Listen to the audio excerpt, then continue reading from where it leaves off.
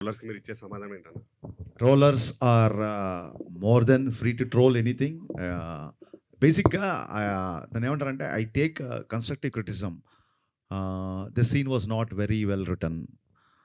It would have been much better. The second half, like first half is little slow, or maybe second half is little slow, or hero characterizations like this. ఇలాంటివన్నీ I'll take the constructive criticism. And I don't feel like taking seriously whatever the troll material comes, because